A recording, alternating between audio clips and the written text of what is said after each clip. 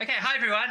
Welcome to this really special discussion with James Pairi, who works for St. Clair AI Consulting, or your business, Yeah, with respect to supporting physios with AI support, trying to grow an awareness of your work in the AI space, and thought it'd be a really great opportunity to have a bit of a discussion about ways to grow profile, AI issues, maybe a bit on even ethical issues, perhaps yeah. in this space. And so I'm really delighted to have this conversation. Welcome. Yeah, take it away, James. I mean, I'd just be keen to hear about in terms of what you do, perhaps for starters. Yeah, okay, awesome. Yeah, well, thank you for having me, of course. It's an honor to be on here and talk with you, David. So I guess, yeah, my name's James Pairi. I'm 25 years old and I live in the Sunshine Coast of Australia. Originally from New Zealand. And yeah, kind of made the move over here to Australia to kind of develop my career. So I guess a little bit about myself is I am I love sports. I love running around, and I have a passion for AI and this space. And I guess where my passion came from, I guess when ChatGPT came out a couple of years ago, I guess with everyone's mind was blown away. Like, wow, um, this is amazing. And for me, oh, sorry, I'm a little bit nervous here. That's all right. So yeah, so basically I just wanted to jump in the space and learn as much as I can, and I guess nothing. Sorry. Um, sorry. That's okay. Please don't stress. I'll Yeah. trim out these bits. Really, hmm no pressure at all. I might just make a note though. Yeah. I had this all kind of written out, but now it's all over the place. No stress or pressure. Yeah, so I guess I am a AI consultant who helps physio clinics streamline operations, to help ultimately improve their client experience and reduce time on repetitive tasks and admin. I guess the ultimate goal for me with this space is saving time for physios and money to Hmm. ultimately they can build more of a connection with their clients and not feel rushed to get to an outcome and not feel stressed about all this admin task. And I guess that's the ultimate goal with being in the AI space and helping physios. I guess a little bit more about myself is I don't just consult, I also Hmm. implement the AI solutions directly, Yeah. whether that's a chatbot, automations or even voice agents. At the moment, I am just more focusing on consulting and kind of making businesses aware of the AI tools out there to help solve their problems. Hmm. Um, every now and then, if a business or a clinic wants to take the next stage of implementing those tools, then I can take it that next step. But for now, I'm just trying to get them from stage one to stage two. I don't want Hmm. to do this massive step of of don't want to scare them or overwhelm them with AI because it is a very Yeah. big and scary space. Yeah. Yeah, I guess. absolutely. Very easy to get overwhelmed, isn't it? Because Yeah, there's so many different features, so many different tools. A lot of them seem very gimmicky, and so yeah, like that whole where do we get started with this is really, exactly. um, an important question and one that everyone has.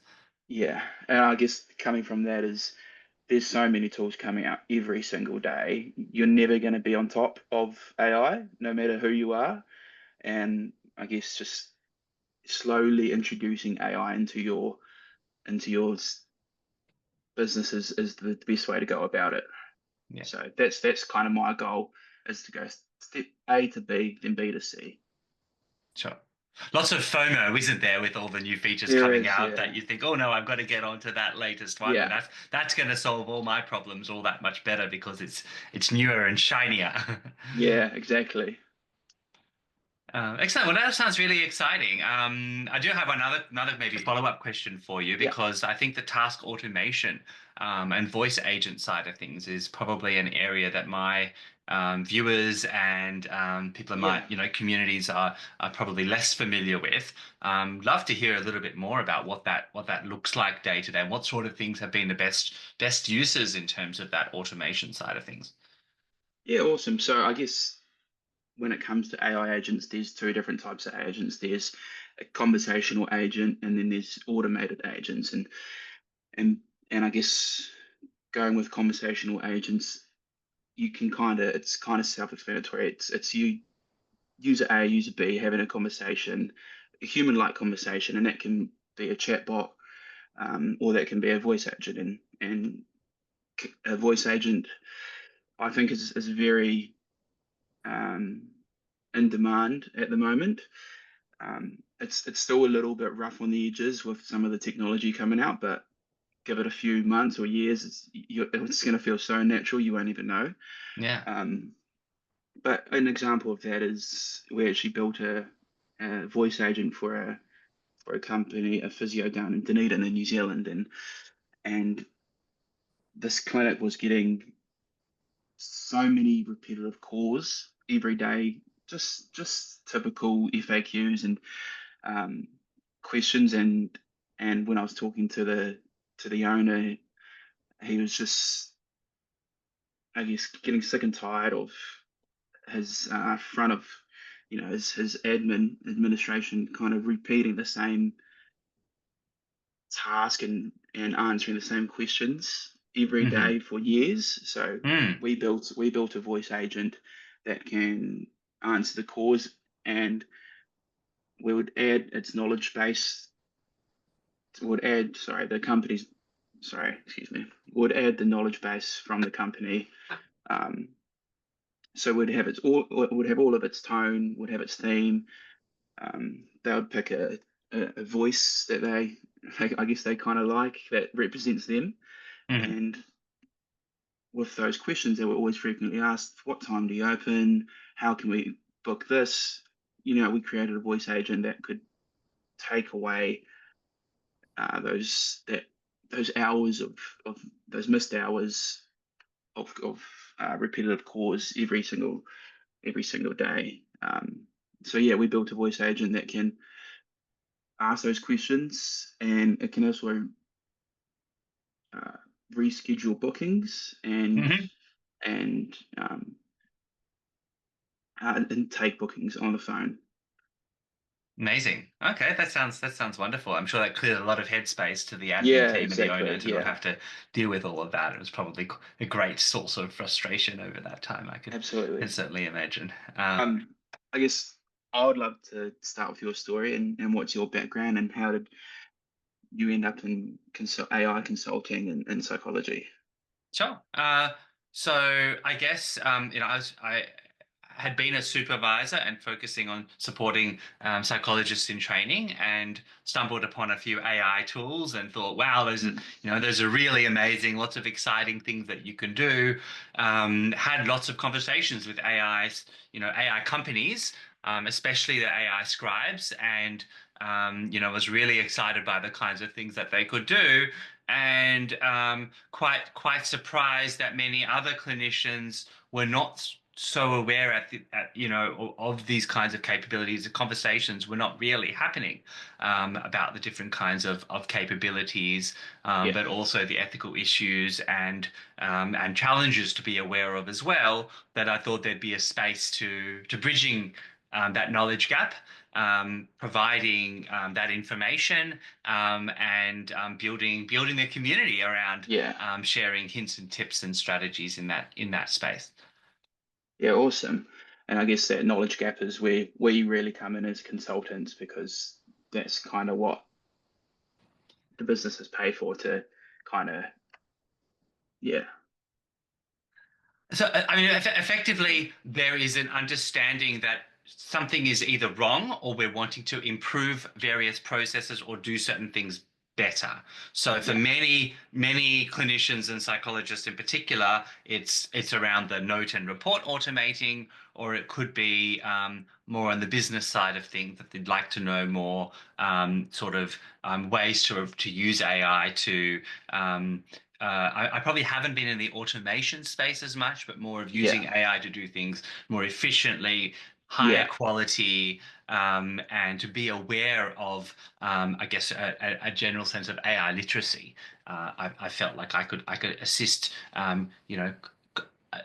clinics and businesses and individuals to better understand. yeah. Awesome. And I guess what was your kind of first exposure to AI? What was the kind of moment that got you hooked? I was using a tool called Jasper, Oh, yeah, and yeah, yeah, that was towards the end of 2022.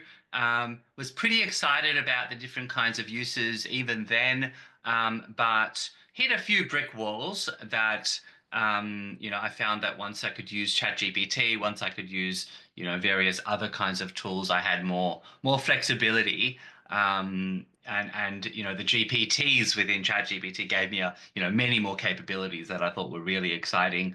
So I kind of had dropped Jasper in terms of can't have subscriptions to everything, unfortunately, and have sort of gone on to other tools and been playing around and been really excited by video editing tools, being excited by tools to instantly generate diagrams, mind maps, all sorts of other directions. That's not just been sort of those initial just type in a prompt and sort of hope for the best kind of uses. awesome. Oh, thanks for that. Um, is another question is you've obviously worked with human behavior up close. What do you think, I guess, AI is still completely misunderstands about people? Uh, I haven't really been engaged with AI use where it's watching people Yeah, and then coming up with an evaluation or an analysis. yeah, I okay. guess you could take out your phone, put on the with the ChatGPT app, have a video mode Yeah, going, and get it to evaluate things. You could certainly do that in order to see what it does well and what it doesn't do so well. But it can be quite superficial if you don't give it as much of a knowledge base. But I couldn't tell you exactly what it's not doing yeah, well right now. But I think the huge benefit with AI is that over time it's going to become increasingly sophisticated, be able to better understand information more quickly. Could even be assisting with, say, MSE, like the mental status examination, so it kind of see what's going on in session yeah, rather than it just being an audio. I could see that being a possible direction some yeah, users might go into. But yeah, it's an exciting space, but we've also got to be aware of good uses and try to not spend too much time being too fiddly, if it's not actually being that helpful for us too. yeah. Awesome. This is kind of just off topic, but are you kind of worried or scared about AI coming into the space? In this space specifically, or like wider world as well. I guess specifically in the health and wellness space. Look, I'm much more excited about it than Yeah, concerned, but at the same time, there are lots of different ethical concerns I'm very mindful yeah, of, in terms of confidentiality and consent and, how we can, I guess, keep our clinical voice and perspective and humanity to some degree whilst all these developments are occurring. I think are important questions, but I think there are lots of ways that we can manage them, lots of ways we can continue to promote what we see as important, but from a position of an awareness and being an informed AI user, I think is where it's really helpful, rather than just kind of saying, no, can't do this, can't do that. and then moving Yeah, on. I think there's helpful discussion from a position of literacy, from a position of building of community and exploring and understanding these nuances. awesome. I guess from myself being a AI consultant as well, if you could rebuild your consulting business from scratch with your current knowledge, what would you do differently? Uh, it's an interesting question. I haven't really thought about it that way.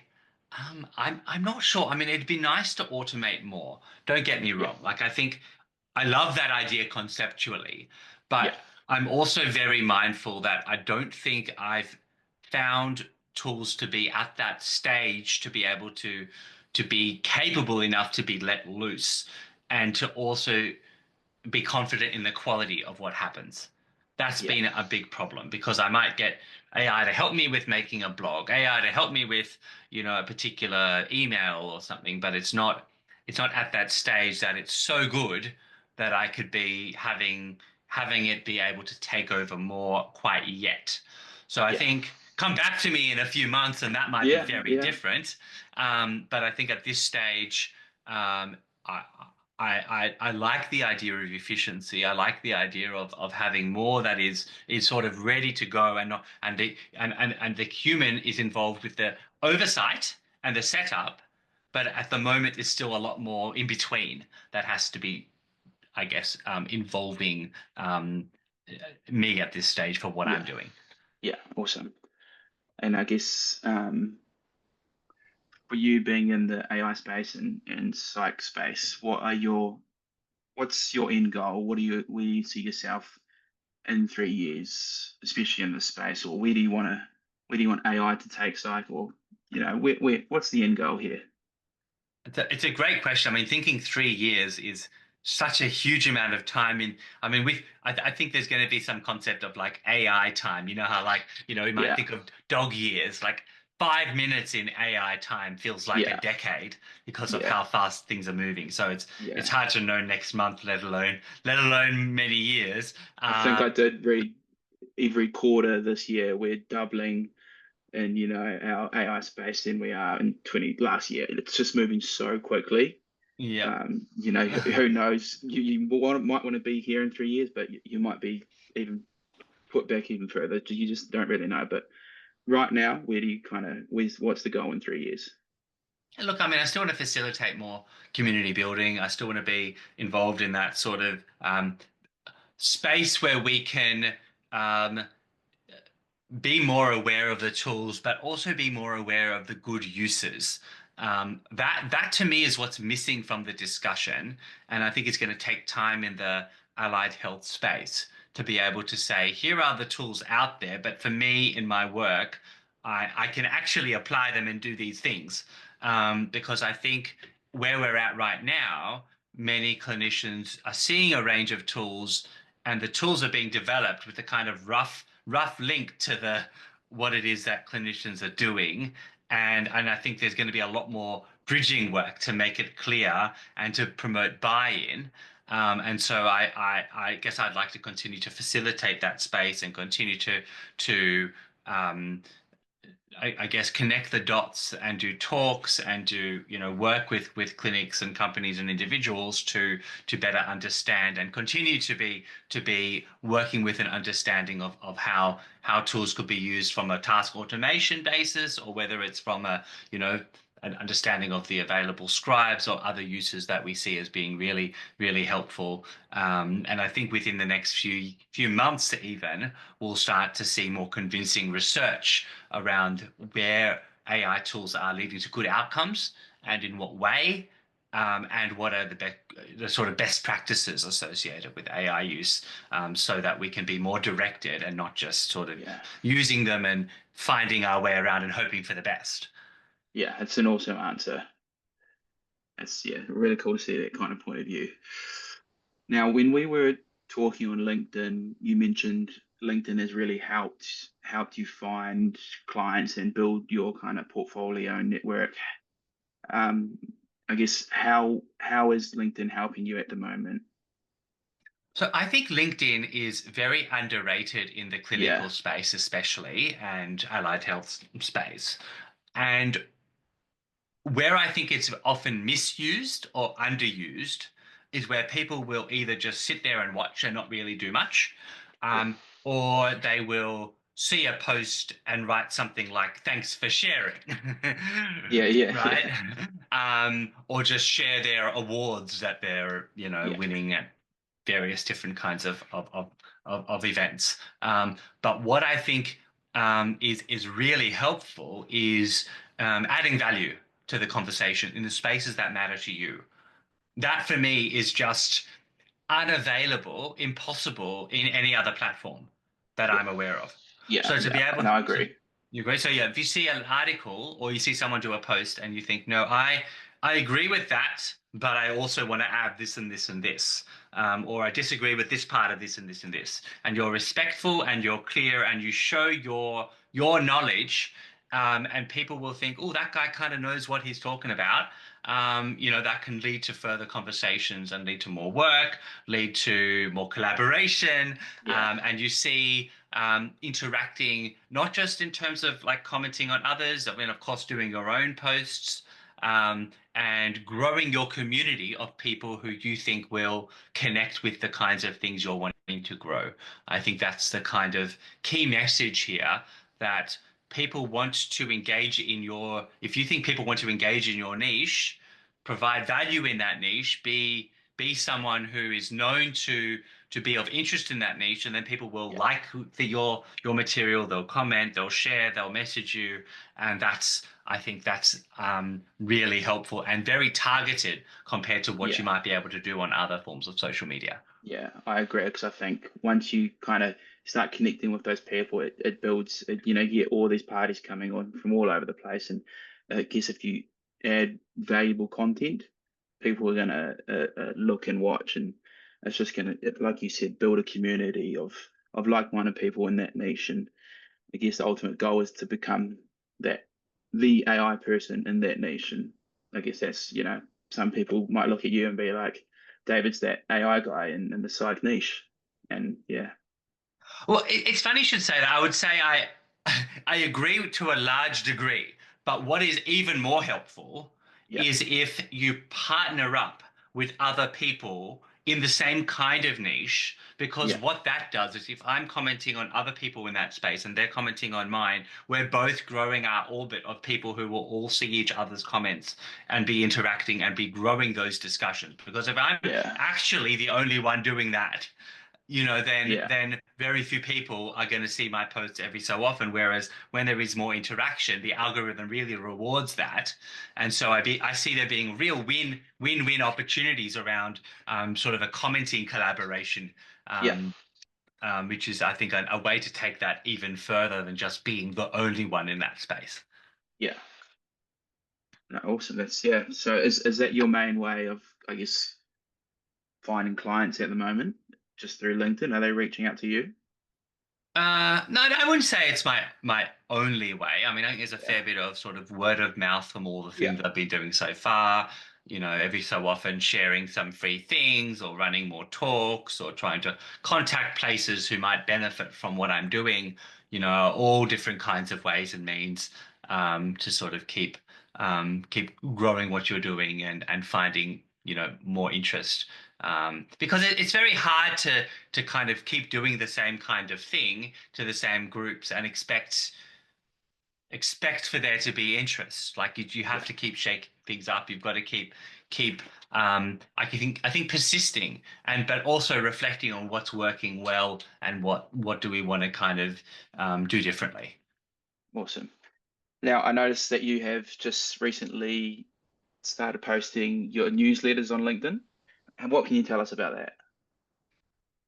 So I guess I just wanted to provide an opportunity to mention some of the things that I think are interesting topics, for anyone who's a clinician who could be allied health or medical, who wants to know about the latest tools, might want to know about a new use of tools they might be more comfortable with. And even when I'm doing talks like this, I might be Yeah. promoting them in the newsletter as well, so that people can kind of get a bit of a snapshot and subscribe, so that they'll be notified later on when new things come out that might be of interest. That the algorithm would not necessarily automatically connect you with, but as a subscriber, you'll be more likely to then have that email come that you can then be Yeah. connected with that information. Yeah. Awesome. Some awesome questions, some awesome answers there. Really go Great. into detail. Thank you. I really appreciate it. No problem. My pleasure. Um, Um, yeah, I yeah, guess but no, I'm just trying to think. I think that's kind of most of it. I just really wanted to know a bit more about yourself and where you're coming from, and I guess your angle of work and yeah.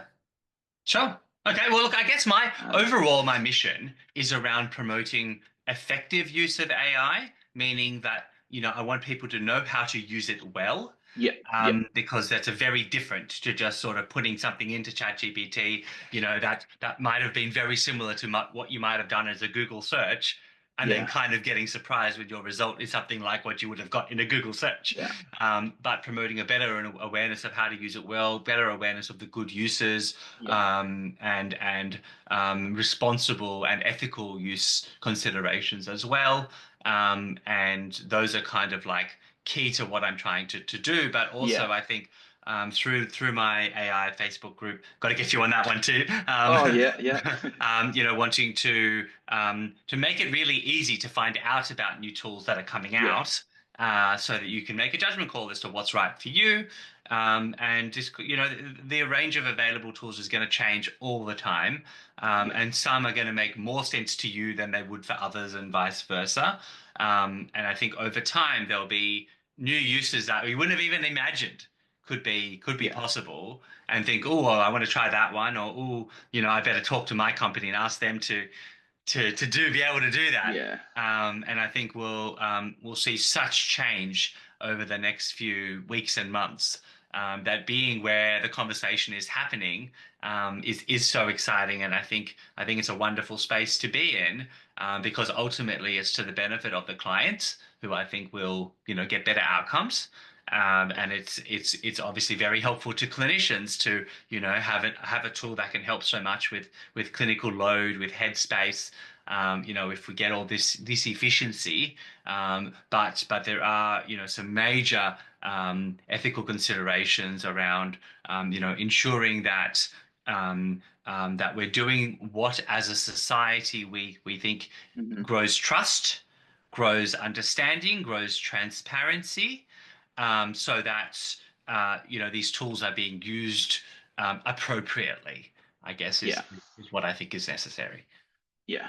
And I think going back to your point about it's moving so quickly. I think there's a newsletter, there's an AI for that, and it comes out every single day, and it has I think about 20 different tools on it. Every single day they're adding to it. So it's just the space is moving so quickly, and I guess keeping up to date and like you say about your Facebook group and having available tools, what's good, what to stay away from is an awesome idea, and I think yeah, is a great yeah. Um, I guess coming when it comes to consulting, the biggest kind of misconception with businesses is they don't want it to feel too robotic. They don't want Yeah, to, feel like they're automating their problems and feeling too tech savvy and kind of losing that human touch, which is I think a very yeah, important thing as consultants to say we're not trying to sell the tool or the AI. We're trying to solve problems. We're trying to. That's our goal. yeah. Is that something that you can agree on? And some people do feel it's AI. When they look at AI, they think of robots, and that's a big misconception in this kind of space. Yeah, yeah, absolutely. And I could see how people who might stick information into, ChatGPT, again, whole like what information they should be putting into ChatGPT is a whole other discussion. But when you're sticking in some information into ChatGPT, what comes out if you put it in a particular way may very well seem quite generic, but it Yeah, doesn't have to be that way. And if you know what kinds of prompts, if you know what kinds of words to use, what to put in there, you really can get a really helpful response. But I want to also just respond to like what you were saying before about the newsletter and having, lots of new tools coming out, because I think there are lots of newsletters that are very just sort of AI generic or maybe based on marketing or social media tools. And yeah, so I think for clinicians to be able to see what are the tools that are for yeah, them, I think yeah, is really quite different. And yeah, then how is it is appropriate for them and how various responsible and ethical AI considerations can be applied based on those kinds of tools, I think is where we can both be yeah. facilitating and promoting some better discussion. I think you've nailed the you nailed the you really But nailed the point there of kind of so many tools coming out every single day, but so many tools for clinicians coming out as well, kind of streamlining those ones, and then showing, providing what's good and what's bad. And yeah, I think that's an awesome point. Yeah. And yeah, so I think it is it's going to be also interesting to consider how AI will be assisting in the research space because there are lots of AI research-based tools as well to be able to tap into research, to be able to ask any kind of question that would be helpful for you to sort of stay on top of. That's going to continue to become more and more sophisticated over time as well. I mean, are there any kind of like exciting uses that you're most looking forward to, or that you think will be of most interest, to the work that you're doing? Um, at the moment, I guess I'm not really. I guess I don't want to look too far ahead of myself because if I'm, I guess, I'm excited for XYZ to come out. I guess I'm not focusing on the present at the moment, so I just want to learn as much now, like with the tools that I have available. But I guess if there is something, great question. I guess what, I guess if you can really imagine it, it's probably going to come out in a few years. I really can't answer that at the moment. That's all right. I don't. It's a Yeah, I hard one. guess it's a hard one because I'm right now. It's just like wow, it's already like wouldn't think that was possible a couple of years ago. So I Hmm. just, yeah, that's a tough question. Yeah, I can't answer that at the moment. Maybe, yeah, Well, I guess what I'm looking forward to soon, which I don't think is going to be that far away, because I've seen just a few small examples of this already, are interactive assessments. yeah, Where I could imagine the client puts in information about themselves, and then the questions that they get asked sort of through a chatbot or otherwise are yeah, very individualized to that particular presentation, and far more engaging, and provides better quality responses so that when the clinician gets access to that information afterwards, it's honing far more immediately into their needs so that they can participate far more strategically in yeah, that client clinician interaction. yeah. Um, I don't know, can you see that kind of space potentially Yes, evolving soon? I definitely, because I did see a case come out. Oh, it must have been a few months ago now, and it was a voice. It was a kind of like a psychologist on the like as an app, on the phone, and you're kind of having that conversation with the AI. But this is more, you don't actually have to go into a clinic.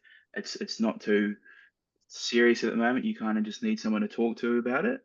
I definitely can see that improving as well. Obviously, ethically, you've got some kind of problems to, overcome. But I think if you can, the more knowledge we can add to our AIs over the next couple months and years, the more human-like conversations you can have on the phone in your bedroom, where some people just don't want to leave the house and they want advice or they need someone to talk to.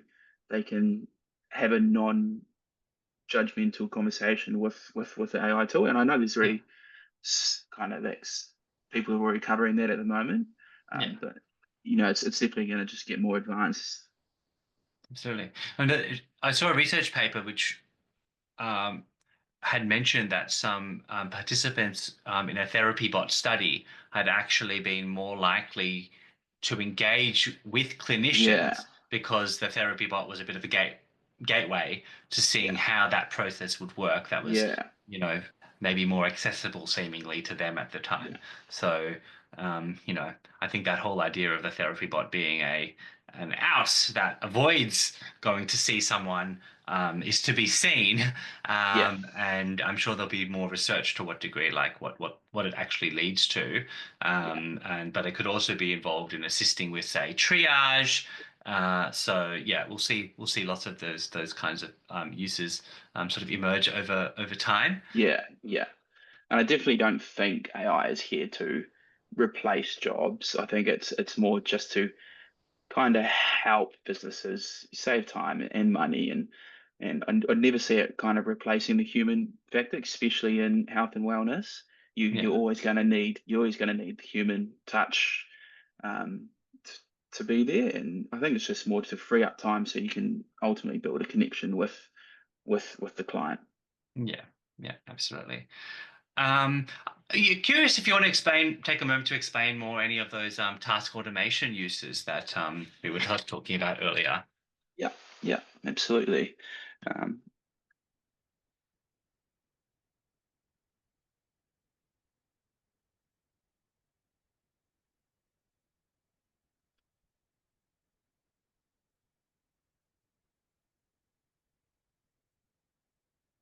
yeah, okay. Yeah, so obviously we were talking about before AI automation and conversational agents, and with I guess an AI automation agent, basically what we can do is to kind of free up those tasks that just get really repetitive and boring for business owners or employees. So I guess an example is we would go to a business, and where's time kind of being wasted, and is it leads, follow-ups, admin, and I guess we identify the tasks that AI, they kind of don't need humans, Hmm. and if they have pain points right at there, and I kind of Hmm. map out the ideal interaction should look like. So like a user sends a message, um, and user books or gets confirmation, gets follow-ups, all these follow-up kind of texts, and there's so many tools at the moment, but ones I like to use are just at the moment Relevance AI and Agentive, and this is where I kind of can build my tools and implement them. And so I'll build the agent and I'll connect it to the client CRMs or even their Zapier. Right. Okay. Yeah, yeah, and their calendars, and make.com is a really good one at the moment, Hmm. and to make direct webhooks. Right. Um, but so yeah, so we can set up systems and solutions that can automatically. So say if we're for an example, at a physio clinic, and you have a client come in, and they're talking, we'll have voice notes. We'll have someone listening to the recording, and that can summarize the meeting. It can send out Hmm. an email. It can go to your Notion, and it summarizes the progress from the first meeting to the second meeting, where he's been, Hmm. or so where the client is kind of improving, or um, if we need a, sorry, I'm all over the That's place okay. at the moment. No problem.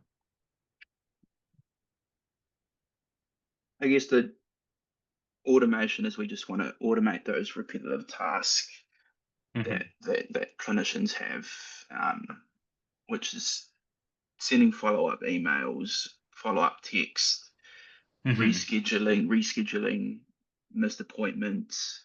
Yeah.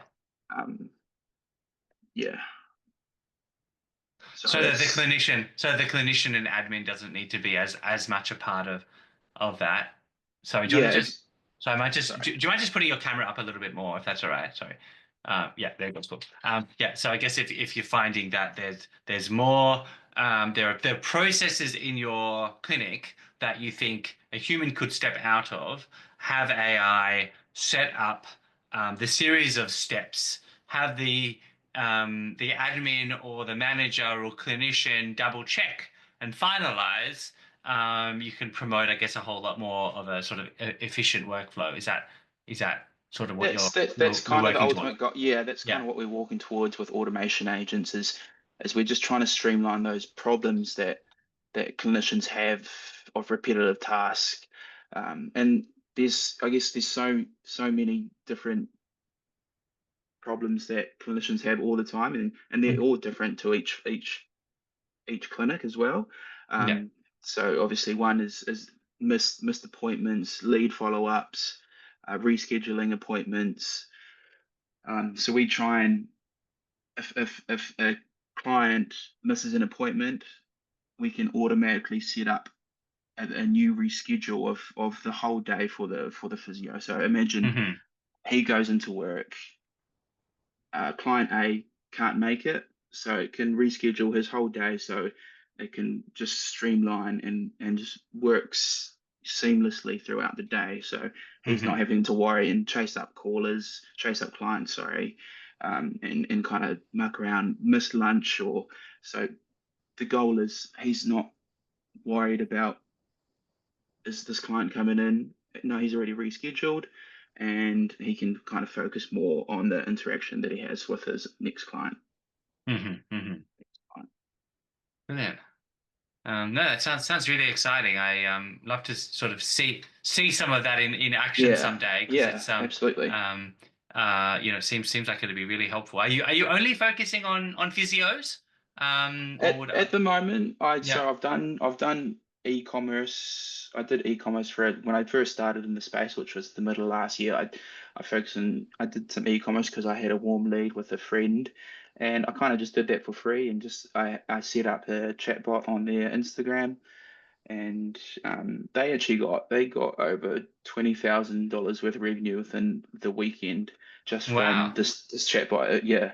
So, but they, to be fair, they were a pretty big e-commerce store, but I Hmm. created a chatbot that generated more leads to come directly through their messenger and Right. eventually take them to their website to purchase, a Hmm. hoodie that they were selling. Right. Amazing. But yeah, physios, I guess at the moment, I am. That's definitely what I'm just focusing on at the moment. I have a lot of friends in the space. I love my sports, and I know physios, and I know. Sorry, I've kind of grown up with physios my whole life, and I guess if I can kind of give back to the health and wellness sector, it's a win for me. Hmm. But I'm not niche. I'm not definitely not niche down to physios. Hmm. I would obviously open up to anyone that Yeah. kind of needs AI into into their business. And I guess the good thing about consulting is you try and you learn about all these kind of tools. And I have like an internal database that has hundreds of tools. And like you were saying before, there's ones for e-commerce, there's ones for health and wellness, there's some for sales, SEOs. It's all Yeah. everywhere. And yeah, so definitely not niche down, but Yeah. Great. Well, that's really exciting. I mean, to be in the space of task automation, I haven't heard of many sort of yeah. physios being in that space. So you doing any physio work yourself at the moment? Um, No, so I guess my career, my background is I'm not a physio. right. So I just kind of love the AI space, and I guess why I chose physios is being a sportsman person. I love the sports. I had a physio for my rugby team, and we kind of just we're having a conversation about what I do, and I guess we've just gone into more deep conversation. And he's like, oh well, like, can you help me out? And I was like, Hmm. Absolutely. And so I built it. So he was actually the first AI agent I built for. Hmm. So I built a conversational agent for his. So Hmm. he would take bookings on WhatsApp. Hmm. So I built a AI agent on WhatsApp that could automate all of his bookings through WhatsApp, cancel cancel his bookings, reschedule. Um, so that was my kind of first step into the space, and I guess from that first step, word of mouth kind of got around, Hmm. and I started building some more agents for more physios just locally around the area, Yeah. and then I started posting a lot on LinkedIn, and started enjoying that space. And I guess I've just been in the physio niche for a couple months now, and I'm really enjoying it. So Yeah. yeah, Fantastic. So, I mean, would you like me to encourage, people who are watching this who might be psychologists or other clinicians to still get in touch, absolutely.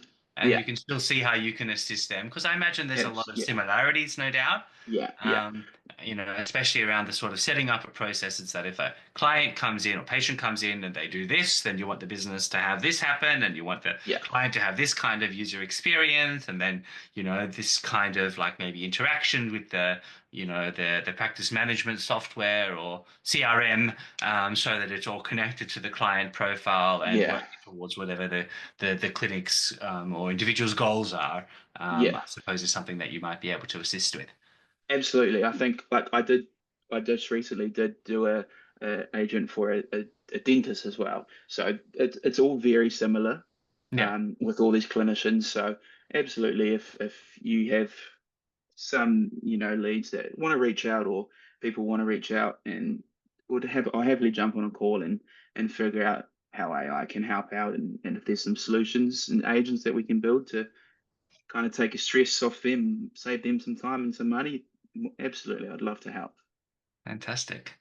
Okay, well, really appreciate your time today, and it was lovely to chat. And I would encourage any viewers of this to get in touch with James. Would it be best say via LinkedIn or Yeah, through your company?